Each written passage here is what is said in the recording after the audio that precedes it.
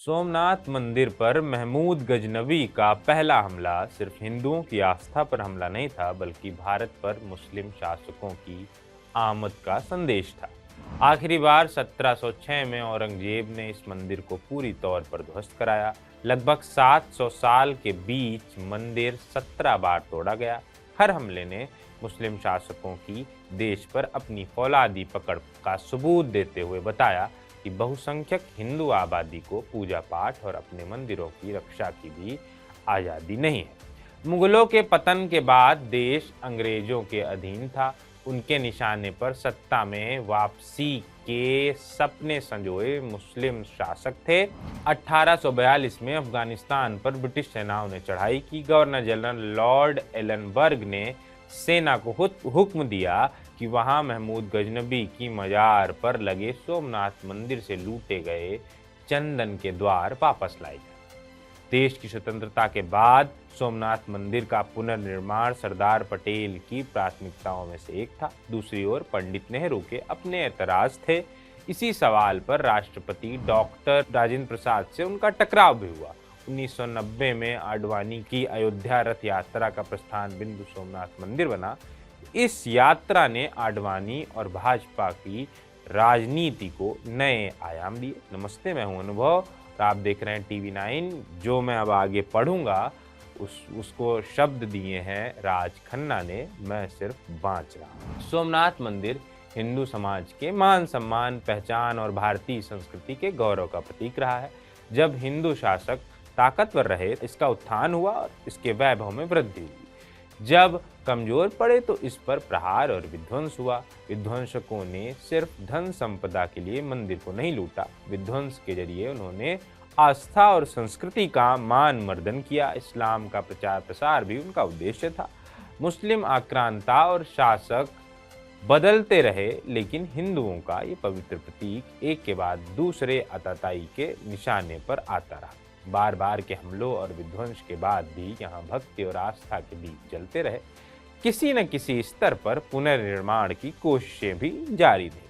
1706 का आखिरी हमला औरंगजेब का था, जिसने इसे नेस्तनाबूद करने का फरमान दिया। संयोग से उसी के बाद मुगल वंश के पतन का सिलसिला शुरू हुआ। हालांकि इसका कोई सोमनाथ मंदिर से ताल्लुक नहीं है। ऐसा कहते हैं मराठों ने बहुत कमज़ोर किया मुगलों को, खासकर औरंगजेब को। अगर आपने छावा देखी तो आप उससे समझ सकते हैं। लेकिन जो भग्नावशेषों के बीच, जो मंदिर के भग्नावशेष थे, भग्नावशेषों के बीच भी सोमनाथ मंदिर को लेकर हिंदुओं की आस्था इतनी प्रबल थी, ब्रिटिश राजनीति भी उससे अछूती नहीं रही। इस मंदिर की चर्चा ब्रिटेन के हाउस ऑफ कॉमन्स तक चली गई।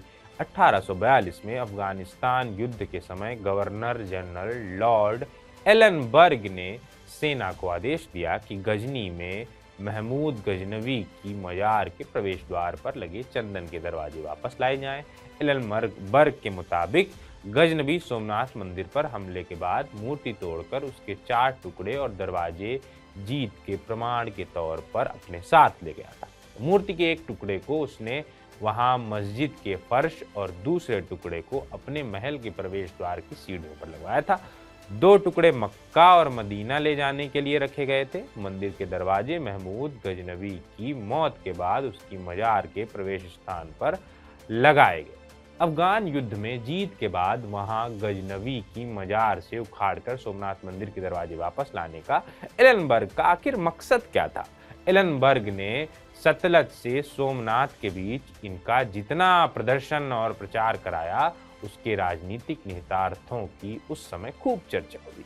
एलनबर्ग के सहायक कैप्टन विलियम रॉबर्ट हैरिस की देखरेख में फौज की 20 बैलगाड़ियों पर सवार 101 ब्राह्मण सिपाही इन्हें एक जुलूस की शक्ल में सोमनाथ तक लेकर पहुंचे। दरवाजों को लाल सिल्क के चंदोबे से ढक कर रखा गया था। रास्ते की हिंदू जनता को इनके दर्शन के लिए प्रेरित किया गया। 9 मार्च 1843 को ब्रिटेन के हाउस ऑफ कॉमन्स में इस मसले पर लंबी चर्चा चली। बहस में हिस्सा लेने वाले सदस्यों ने भारत में ब्रिटिश राज की स्थिरता के नजरिए से इस मुद्दे पर अपनी राय रखी। बहस 2 मुद्दों पर केंद्रित रही। पहला कि मुस्लिम शासन के खात्मे के बाद क्या इससे हिंदुओं के आत्मगौरव और सम्मान की वापसी होगी। दूसरा, भारत की मुस्लिम आबादी पर इसकी क्या प्रतिक्रिया होगी, जो किया गया एलनबर्ग के द्वारा। निष्कर्ष था कि अत्यंत संवेदनशील धार्मिक मसले में अंग्रेजों की दखल उनके शासन के लिए लाभप्रद नहीं रहेगी। इसी के साथ मंदिर के इन दरवाजों को भुला दिया गया। वैसे भी उस समय मंदिर के सिर्फ खंडहर शेष थे, दरवाजे लगते भी तो कहाँ लगते। इस बात के कोई साक्ष्य नहीं है कि मंदिर के पुनर्निर्माण के अंग्रेजों की ओर से उस समय या बाद में कभी प्रयास हुए हों। 15 अगस्त 1947 को देश के आजाद होने के बाद भी सोमनाथ मंदिर के पुनर्निर्माण के लिए अभी और प्रतीक्षा शेष थी। मंदिर जिस रियासत जूनागढ़ की सीमाओं में था, वहां के मुस्लिम नवाब पाकिस्तान में विलय का प्रस्ताव भेज चुके थे। जिन्ना ने इसकी मंजूरी भी दे दी थी। उस वक्त सरदार पटेल ने तेजी न दिखाई होती तो जूनागढ़ और सोमनाथ पाकिस्तान का हिस्सा होता। रियासत का भारत में विलय 8 नवंबर जूनागढ़ रियासत का 8 नवंबर 1947 को मुमकिन हुआ। 13 नवंबर को जूनागढ़ में एक बड़ी सभा को संबोधित करने के बाद सरदार पटेल सोमनाथ मंदिर दर्शन के लिए गए। ध्वस्त मंदिर ने सरदार को विचलित किया। 250 साल के अंतराल पर मंदिर के दिन फिरने की उम्मीद दिखी। सरदार पटेल ने मंदिर के पुनरुद्धार का संकल्प लिया। फौरन ही जाम साहब ने 1 लाख रुपए का दान दिया। रामल दास गांधी की अंतरिम सरकार की ओर से 51,000 देने की घोषणा की गई। पटेल के सहयोगी वीपी मेनन के अनुसार ये सब अकस्मात हुआ, इसमें कुछ भी पूर्व नियोजित नहीं था। लेकिन मंदिर के पुनरुद्धार कार्यक्रम में आगे राजनीतिक जोड़ घटाव शुरू हुआ। गांधी जी ने योजना को समर्थन दिया, लेकिन शर्त रखी कि निर्माण में सरकारी पैसा न खर्च हो। पटेल ने इसे मान लिया, लेकिन गांधी जी के 30 जनवरी 1948 और सरदार पटेल के 15 दिसंबर 1950 को निधन के साथ पूरा परिदृश्य बदल गया। वामपंथी खेमा शुरू से इस योजना के विरोध में था। उधर नेहरू को अपनी धर्मनिरपेक्ष छवि की फिक्र थी। वो सोचते थे कि मंदिर निर्माण में उनके कैबिनेट सदस्यों की भागीदारी उनकी और सरकार की धर्मनिरपेक्ष छवि के लिए नुकसानदेह है। पटेल के बाद मंदिर निर्माण की जिम्मेदारी नेहरू कैबिनेट के सदस्य के.एम. मुंशी निभा रहे थे। मंत्रिमंडल की एक बैठक के बाद नेहरू ने मुंशी से मंदिर मसले में उनके जुड़ाव पर अपनी अप्रसन्नता व्यक्त की। मुंशी ने उनके ऐतराज को दरकिनार किया और मंदिर पुनरुद्धार को गति देने में लगे रहे। पर यह विवाद यही नहीं थमा। मुंशी ने मंदिर के उद्घाटन प्राण प्रतिष्ठा कार्यक्रम में डॉक्टर राजेंद्र प्रसाद की उपस्थिति की स्वीकृति प्राप्त करी। नेहरू के लिए ये दोहरा झटका था। कैबिनेट सहयोगी के बाद देश के संवैधानिक प्रमुख भी उनकी सोच के उलट रास्ते पर आगे बढ़ रहे थे। नेहरू ने 2 मार्च 1951 को राजेंद्र प्रसाद को पत्र लिखकर सोमनाथ मंदिर के कार्यक्रम से दूर रहने का सुझाव दिया। बताने की यह भी कोशिश की गई कि राष्ट्रपति की इस कार्यक्रम में मौजूदगी के गलत मायने निकाले जाएंगे, जो मौजूदा माहौल को देखते हुए नुकसानदेह होंगे। हो भी सकता है ऐसा, नेहरू सही भी सोच रहे हैं। डॉक्टर राजेंद्र प्रसाद ने उनकी बात नहीं मानी। नेहरू एक कदम और आगे बढ़े।